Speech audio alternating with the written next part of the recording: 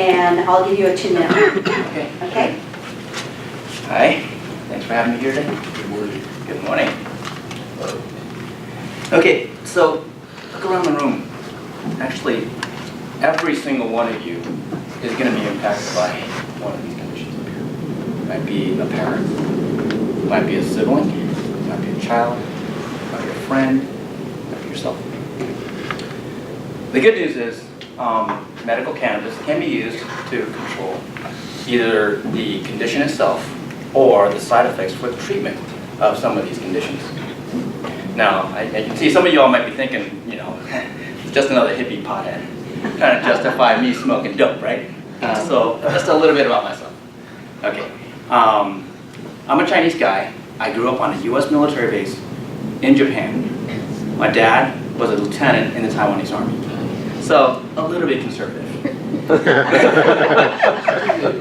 And then, after high school, I went to a university in upstate New York, got a degree in electrical engineering, and then went into enterprise data storage. Again, about as conservative as you can get. And all that changed when I met a friend. She actually came to me one day and said, hey, you know, I'm having a problem. I'm using medical cannabis to control my condition, but every other week when I make a batch of edibles, I struggle with getting it right, so I actually have to experiment on myself. It's like taking an ibuprofen pill, but not knowing how strong it is. So you take a pill and you see how it affects you. Then you take another one, and you take another one. So we built this thing for her, okay? And it helped measure the strength of her butters and oils, her infusions.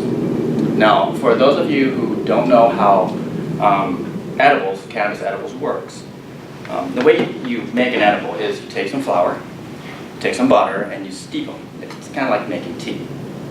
And then you strain out all the bits, you take that infused butter, and you make your cookie or your brownie with it. Well, as it turns out, cannabinoids, the good stuff in cannabis plants, goes really, really well into oils, butters, and alcohols. Now, the problem that she had was, after she made her butters and oils, it was really expensive and difficult for her to get that oil or butter tested, right? I mean, the nearest lab was an hour and a half away. It cost $100 a test, and it takes 3 days to get results. So this device was able to do it a heck of a lot faster.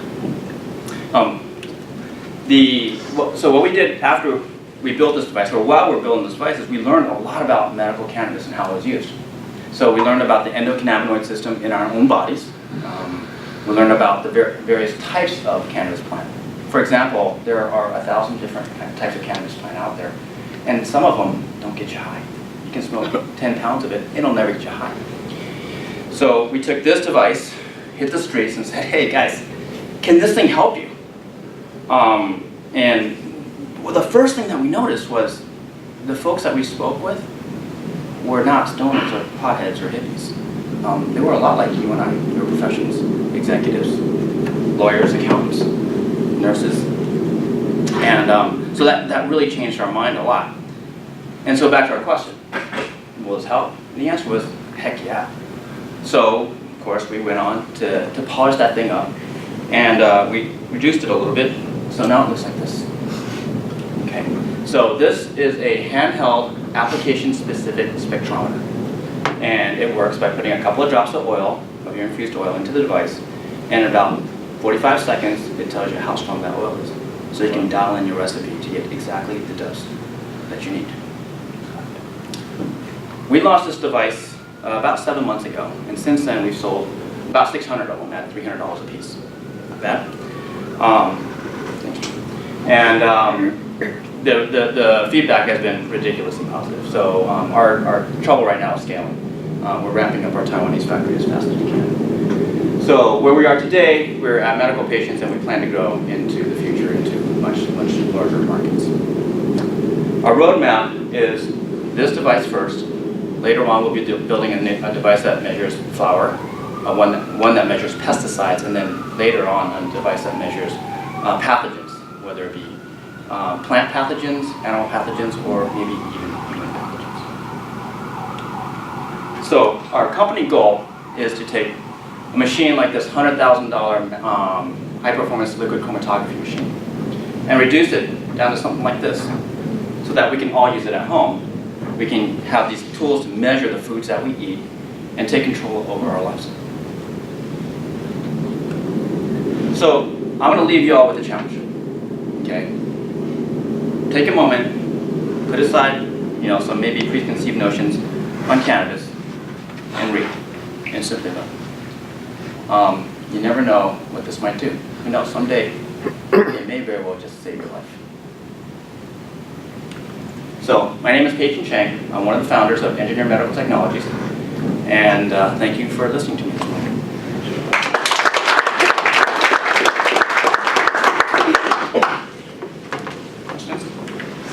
How can we help you? So at this point in time, our company's goal is to scale.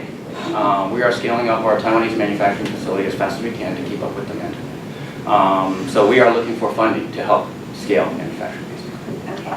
And I heard a rumor that you had employed some students from Sierra College. Yes. What are you doing with the students? So we actually work out of the Hacker Lab in Rockland. So we rented a space there. We have seven Sierra College students working for us in all capacities. So everything from engineering, in terms of firmware development, mechanical engineering, electrical engineering, but also in the other dimensions. Just because you make a device doesn't mean you have a company. So we have several people in marketing, sales, support, customer service, manufacturing operations, right, fulfillment. So a very, very wide variety of roles. In fact, we have more artists and designers on our team than we do engineers. Okay, so open to general questions. Oh, and so what are the artists and what do they do? So first of all, I'm an engineer, I'm a double. And so when I design something, it's very functional. It looks something like this, but ugly. And so when I took this to my designer and said, hey, what do you think of this? He threw it back in my face and says, go back, try again. Then after several iterations, we came up with something that was like this. It's very iPhone-ish, it's small, it's compact. It's designed to fit into the drawer position. It's designed to take a little bit of beating. In fact, we had a lot of discussions over just the weight and the feel of the device here. Because if it's plastic, it would feel cheap and light. And that's not an impression that we want to give. All right. So it's more user experience. User experience, marketing, social media, all of that.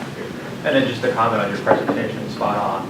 You're very articulate, you're comfortable speaking. Presentation was good. Thank you. I'm nervous as hell. Who is your target market for this? An individual, a dispensary, what? So it's very interesting. When we first launched this product 7 months ago, the demographic was about 40% of the folks who bought this were commercial edible manufacturers. Because they were the ones that said, hey, this thing can save me a lot of money, right? Because today, they make it edible, they send it to a lab, they pay that $100, and then they ship it.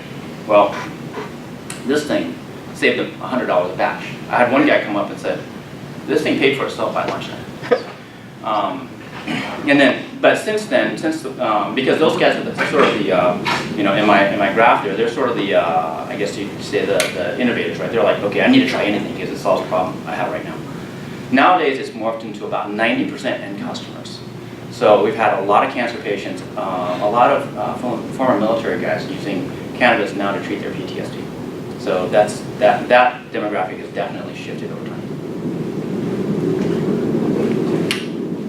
So you're trying to ramp up production, and I was just wondering, well, a couple of things. It seems like there would be a lot of competition out there. I'm not an engineering background, I'm a business background. And that's my number one thing. Number two is how much capital do you need? And a third thing, what kind of expansion are you planning as far as personnel? Okay, so that's a lot of questions. So let me see. The first one was intellectual property and competition. Okay, so right now our main competition is those apps, right? You drop $100, you get your results. So that's where everybody's taking them. There are no handheld home devices in the market. In fact, we actually own the patent for using spectroscopy to measure cannabinoids in blood. We have another patent that's already filed and pending, and then we have 5 more that is in the work right now. So we are protected in terms of intellectual property, in terms of staying ahead of the competition. So question number 2 was, How much do you need? how much do we need? And personnel. Okay, so how much do we need? We're looking for $3 million of funding right now, okay? And that is to fund basically the future generations of this. As I mentioned before, we're looking to measure pesticides. Okay, that is the next biggest problem in cannabis right now, because the growers out there, it's a free-for-all. They are putting anything and everything into the plant to maximize yield. Not just pesticides, but also growth hormones. And that's the last thing you want to be putting in your body. So we are actually adapting some lab-grade technology called ELISA into a small form factor like this, so that in that market space, actually, it will be the producers and the dispensaries who will be using this device most, because they want to make sure that the products coming into their stores is clean. So that will be the change for that. The third one is pathogen testing. So we actually connected with a group at UC Davis to adapt this device so that it can find DNA markers. So in a factor this small, we can detect certain sequences of DNA. What that means is we can find things like C. difficile. We can find things like MRSA. So we can detect certain pathogens. And that's what that $3 million funding will do for us. The personnel expansion. Yeah, so for the personnel expansion. So on our team today, we have a doctor. We have a pathogen geneticist, UCLA, PhD. Obviously, we have a large staff of engineering. Okay, so the folks that we need most immediately will be a chemist, a molecular chemist, molecular biologist for the engineering. The electrical, the mechanical, all that we got pretty well covered. And then beyond that, we need marketing folks, more designers, more copy editors, more artists, and actually go along with that support for personnel who are familiar with those market spaces that we're getting into. Do you need any testers? It's funny, I get that question a lot.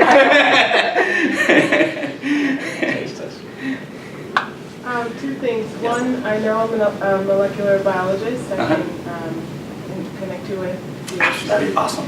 And then also, so the cannabis that does not get you high, what does it do? Is it a painkiller? It is. Actually, it's a fairly strong analgesic, and it's actually a very strong antispasmodic. So the cannabinoid, the compound in cannabis plant that everybody talks about is THC. That's the stuff that gets you high. Well, there's actually multiple forms of THC. The other compound that's very, very prevalent in cannabis plants is called CBD, or cannabidiol. That's the one that researchers are putting a lot of effort into now, because it is a very strong analgesic. It can be applied as a topical cream and obviously ingested. And that one, you can smoke 10,000 pounds of it and never get high. What are the side effects of it, the CBD? Okay, so CBD side effects are minimal, almost none, because it has no psychoactive effects whatsoever. So scientists have tried to basically superdose people, lab rats and people on CBD, and so far have not really found any particular side effects. Just want to know what the arrangement is with the students at Sierra College. Are they interns? Are they paid? They're contractors. Right now, nobody's paid except them, not even me. Okay, so they're not getting credit. It's not something that they're doing through their... No, not yet. We're basically just, they're coming on as contractors, 1099 contractors, and yeah, they get a lot of experience. Have you thought about eventually using this device for recreational? So Yes. currently, if I drink a couple beers, I know maybe 2 is my limit, and that's measured out for me. I know what the effects are going to be after those 2 beers. Yes. That is not established yet in the cannabis world for recreational use. Right. So this would be a way for people to be able to control more of what their intake is to reach a certain level or not to reach a certain level. Absolutely. Yeah. Absolutely. So this first generation device is selling for $300. We are building the next generation device that will be very, very much cost reduced, tied into an app, all that fun stuff. That will be a lot less expensive. That will appeal to the recreational market. Our first target market, our beachhead, if you will, is the medical folks, just because they really have an urgent need for this device or something like it. And the recreational folks, well, if they get a little too high, they get a little too high. The medical folks, if they get too high, then they're not working. They can't be a parent. They're Right. yeah, they can't function in society. I just wanted to say, like, this is really going to take out the labs. Like, once, say this expands and keeps going and builds, because one of the industries that, when I've done research and that kind of stuff, is the testing lab. Like, you have to have a license and stuff. Yes. So for those, if you can get it approved, you know, then it should take away that whole industry. Yeah, it won't take out the industry, just because, like, say in the state of California, in Prop 64, there's a requirement that the lab and the producer have to be separate entities. Right. They cannot be the same entity. So now we can sell this to the lab, but legally speaking, Okay. the folks who are making the cookies can't certify themselves. Okay. So speaking of like certifications, and I guess, you know, with the laws across different states, like what sort of liabilities are you open to? I mean, especially too, I mean, really what you're doing is you're selling a ruler of some kind, Yes, exactly. right? A measuring stick. Yes. What sort of certifications, what liabilities do you have if, let's say, you know, one of those doesn't come out right? Yeah, so that is actually probably our most significant liability in terms of the results that this thing kicks out is flat out wrong. And for that purpose, we have general liability insurance for the company. So that we're sort of covered that way. As far as certifications and certifications go, we're on our first step to that. We are actually the very first device ever to be certified by the Underwriters Lab for cannabis testing, specifically for cannabis testing. And so moving forward, we will look for additional certifications as money allows. Sure. Yeah, how much money have you received so far, and how long have you been marketing the product Okay. and generating revenue? Okay, so the company right now is solely funded by the founders. We've received about, well, I can't say solely, we've received about $75,000 of friends and family financing to bring it from conception, a white piece of paper, into production. That process took approximately 2 years. Yeah, so, I'm sorry, your second question again was? That was essentially. Okay. How long have you been in business? Okay, so yeah, how long have we been in business? Yeah, so like, as I said, we launched in September of 16, sorry. Time for one last question. Does it ship with a calibration card so that each time the person can just put the cal card in there, press it, and oh look, the number comes out 102, which is supposed to, now I'll put my oil in and put my oil in and kind of verify it, or do they just trust that it continues to work fine for years? So it doesn't continue to work fine over years. Okay, this thing, the electronics in this does have a limited lifespan. It's good for about 1,000 readings or so. The device is hand calibrated. Each device is individually hand calibrated at the factory. Again, not a scalable model. That's why we have to go to generation 2. So at the factory, we get a lab calibrated sample, we stick it in the machine and make sure that this machine works right, then we ship it. The degradation of readings over time is gradual, so we guarantee it for 1,000, and after that it starts tapering off. Now, if you figure 1,000 readings, if you do a reading a day, that's 3 years. This thing has a lithium-ion battery in it. Lithium-ion batteries are also only good for about 3 years. At that point, they die. So at that point, we're probably okay. All right, well, thank you very much. Thank you. So a quick few things, and then you'll be free to move about the cabin. Chris Russell, would you like to come up and just, after our event today, you can come on up. Impact Venture Capital has legal office hours, and Chris Russell with Stoll Reeves will be doing those office hours. It's a half-hour one-on-one session, and I understand there's still a few spots open, so see Natalie about scheduling it. Chris, you want to say a few words about what you'll be doing today? I'm available. My background is in corporate, basic corporate and corporate finance, and I also work with licensing and IP issues as well. So those are the type of things that I would be within my expertise helping. Okay, and Natalie, do you know what time slots we have open today? 11:30 and 12. So see Natalie if if you want to schedule some time with Chris. And then Kyle, you want to come on up? Oh, I can Or speak you can from from here. there? Okay. Yeah, hi, Kyle Finisher. I think a lot of you know who I am. Currently work at the Small Business Development Center. So we offer one-on-one consulting, and it's prepaid by your tax dollars. We are funded, we are a nonprofit, so we are funded by the SBA. Impact Venture, thank you very much. They've offered office hours for myself to promote, to meet prospective clients and support the programs that Impact Venture offers. What services do you provide? One-on-one consulting. It's consulting. And what time slots are open? I have 5 people signed up, and so. Oh, so there are no There- slots There are open. no. Okay. But if Today, you're, but yeah, so if you're interested in chatting with Kyle, you can probably set up a time to meet at his office. Absolutely. So some other time. So you can go ahead and Do you- take a seat. do you want to promote that I flyer? want you guys to give. Yeah. Yeah, hold. Oh, I just wanted a few minutes. Our firm is really supportive of the innovation community. One of the things that we're doing, which we did last year, was we're having the Sacramento Region Innovation Awards. The program starts on, applications start on June 1. We do this program in several other cities, like Salt Lake City, Boise, and Seattle.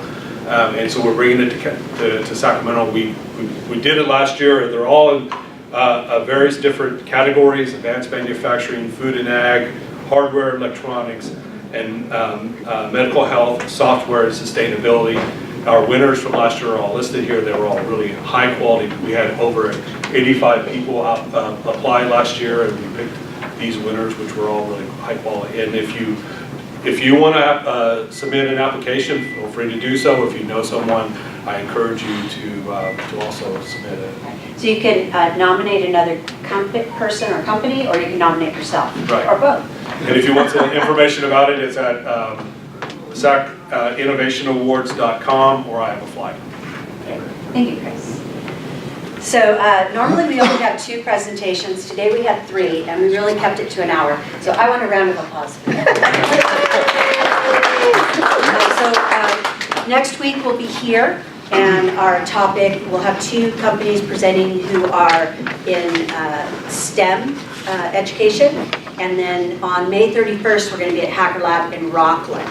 And then also, I just wanted to invite you, if you are not a subscriber of the Startup Digest, which comes out every Monday and tells you about events like this that are going on, you can sign up on my Kindle for that. It's free, and I'm one of the curators. And one thing to add, next week we have another office hours, and the guys that are in charge of Cowbell Kingdom, they're kind of they're like social media gurus that do like all kinds of stuff about the Kings. They have over 16,000 followers on Twitter and Instagram, so they'll be here offering like social media help. So let me know if you want to sign up. Sign me up. All right, so our presenters always get a commemorative mug. And if you have not yet presented at 1 Million Cups and you are interested, we're filling spots towards the end of June and into July right now. If organizers would raise their hand, talk to any of us about how to apply. So, all right, thank you. You're now. I don't know if we mentioned that the office hours are free, so I know the next time you're going to get an opportunity to speak with somebody at that caliber. Take me up on the offer. Great. All right, and feel free to stick around and chat. What